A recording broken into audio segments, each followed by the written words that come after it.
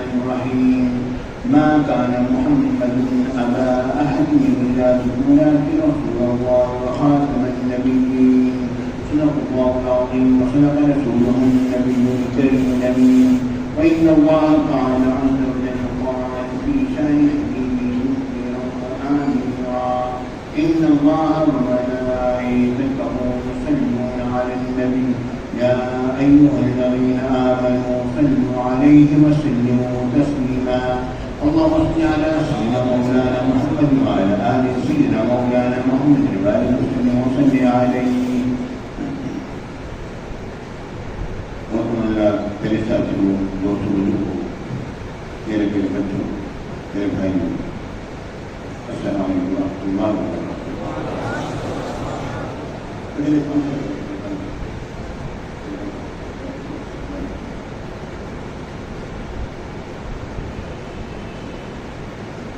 یہ ملک جو کہ اسلام کے نام پر حاصل کیا گیا یہ گواہی ریاست ایسی ہے کہ جس کا اصول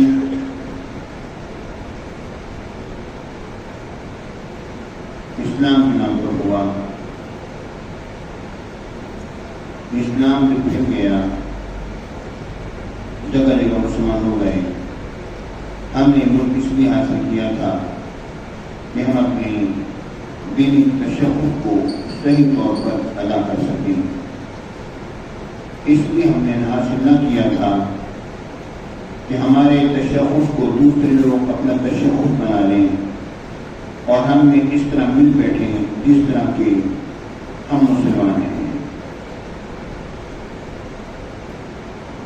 مشکل اصل میں یہ کہ اس ملک میں اکثر ہم یہی دیکھتے چلے آئے جو شخص بھی آیا اس نے اپنی ادا کی، اپنی بات کی اور حملہ بھی کیا تو کس پر؟ ناموں سے مصطفیٰ پر حملہ کیا. اس شاقان مصطفیٰ نے جگہ جگہ اپنے آپ کو پیش کیا، اپنے سروں کا نذرانہ دیا اور کس کس طریقے سے ناموں سے مصطفیٰ کی حفاظت کی. اب آپ غور کیجیے کہ عدالت عالیہ کا فیصلہ کہ احمدیوں کے دونوں گروہوں کو، یعنی جو کہ مرزا کو جو مہدی مانتے ہیں وہ، یا وہ جو کہ مرزا کی نبوت کے قائل ہیں وہ، دونوں گروہوں کو غیر مسلم قرار دینے کے بعد انہیں آئین اور قانون کے مطابق اپنے مذہب پر عمل پیرا ہونے اور اس کی اظہار اور اس کی تبلیغ کا حق اس شرط پر حاصل ہے کہ وہ عوامی سطح پر مسلمانوں کی دینی اصطلاحات استعمال نہیں کریں گے. اس کا مطلب کیا ہوا؟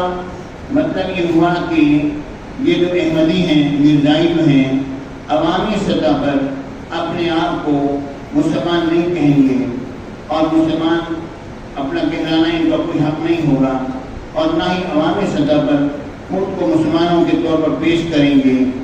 تاہم اپنے گھروں، عبادت گاہوں اور اپنے ملکی مخصوص اداروں کے اندر انہیں قانون کے تحت مقرر کردہ معقول قیود کے اندر گھر کی خلوت کا حق حاصل ہے کہ جس طرح کے گھر کی خلوت میں انسان کچھ بھی بات کر لیتا ہے تو یہ اپنے آپ کو آپس میں مسلمان بھی کہہ سکتے ہیں گھر کی خلوت میں اور گھر میں اٹھنا بیٹھنا بھی ہے. اصل میں جو چیز انسان کو جو چیز انہوں نے پیش کی وہ کیا ہے؟ وہ یہ پیش کی ہے کہ جب اقلیت جو ہوتی ہے اس کو ایک حق حاصل ہوتا ہے. ہندو ہے وہ اپنی عبادت کر رہا ہے، عیسائی کئی گرجا گھر ہے وہ اپنی عبادت کر رہا ہے، اسی طرح سکھ ہے اس کے بھی اپنے مندر بنے، اس کے بھی اپنی عبادتیں ہیں، وہاں پر وہ عبادت کر رہا ہے. ہر اقلیت اصل میں ہوتی ہے جیسے کہ ہمارا ملک، ہمارا مذہب یہ کہتے ہیں کہ مسلمان نہیں ہیں اور ان کو ہم تحفظ دیتے ہیں ہمارے ملک میں رہیں، لیکن اپنی عبادت کے ساتھ اپنے مخصوص علاقے، اپنی مخصوص جگہ پہ عبادت کریں، ختم معاملہ. تو یہ کہتے ہیں کہ یہ بات یہ ہے کہ مرزائیوں کو بھی یہی حق حاصل ہونا چاہیے جو کہ باقی ساری اقلیتوں کو حاصل ہے، تو مرزائیوں کو یہ حق حاصل کیوں نہیں ہے؟ جب یہ بات سامنے آتی ہے تو بات یہ ہے کہ ہم یہ کہتے ہیں کہ مرزائیوں کو آپ یہ حق دے دیں کہ جناب علی وہ اکیلے بیٹھ کر اسی طرح جس طرح کہ ہندو اور عیسائی اور یہ سکھ وغیرہ اپنی عبادت کرتے ہیں، آپ ان کو حق دے دیں، لیکن اس انداز پر کہ وہ قرآن کو پیش کریں، ہماری کتاب کو پیش کریں، یہ غلط ہے۔ اپنے آپ کو سامان کہلائیں، یہ غلط ہے۔ ہمارے نبی کا کلمہ لا الہ الا اللہ محمد رسول اللہ پڑھیں، یہ غلط ہے۔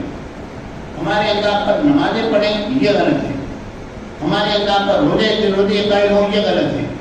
یعنی یہ اسلام جو ہماری جو چیزیں ہیں، ان دیکھو ہندو جو ہے ہمارا کلمہ نہیں پڑھتا، ہندو کا معلوم ہے کہ فلانا ہندو ہے، معلوم ہندو ہے، مسلمانوں کو پتہ ہے کہ قریب نہیں جانا، عیسائی کے بارے میں پتہ ہے کہ عیسائی ہمارا کلمہ نہیں پڑھتا، سکھ جو ہے معلوم ہے ہمارا کلمہ نہیں پڑھتا ہے، معلوم ہے۔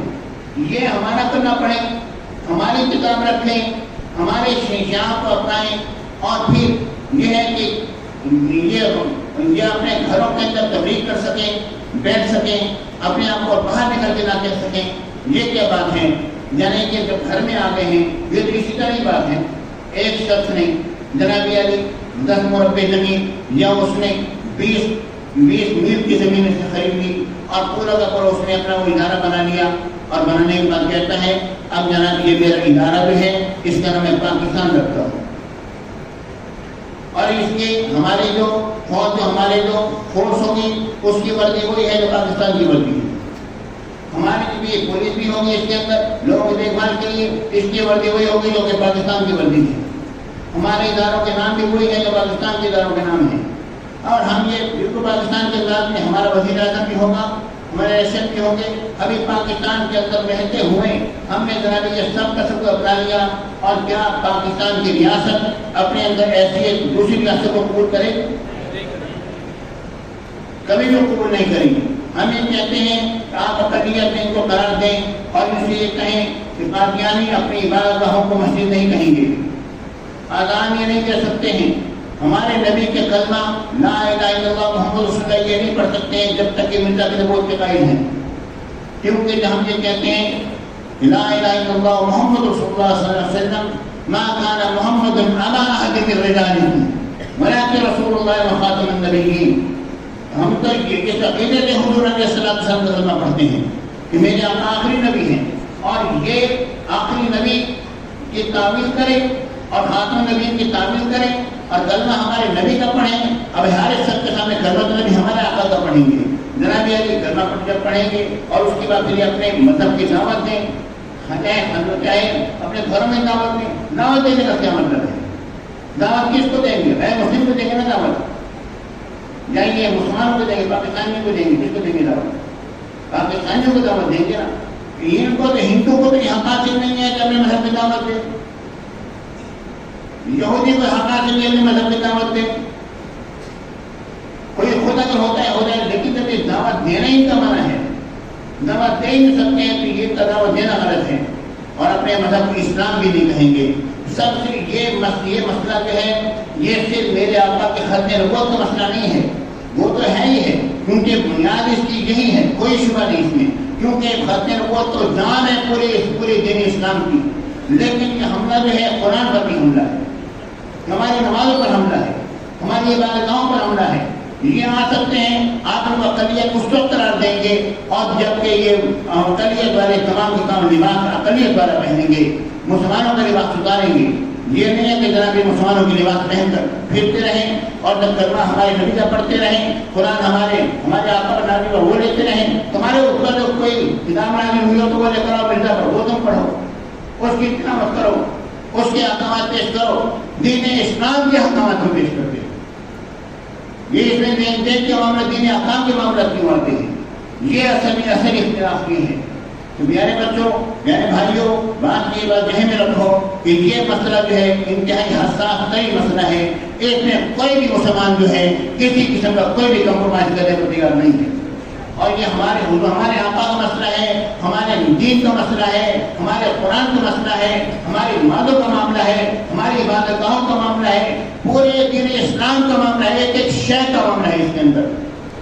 یہ نہیں ہے کہ ایک بندے نے متنبی ایک عالم تھا، اس نے نبوت کا دعویٰ کیا، ہمیں دائیں سے پیش کر کے ہمارے آقا آخر میں یہ بات ختم ہو گئی. یہ بات نہیں ہے. یہ پورا حملہ ہو رہا ہے، پورے اسلام پر حملہ ہو رہا ہے، ایک شے پر حملہ ہو رہا ہے.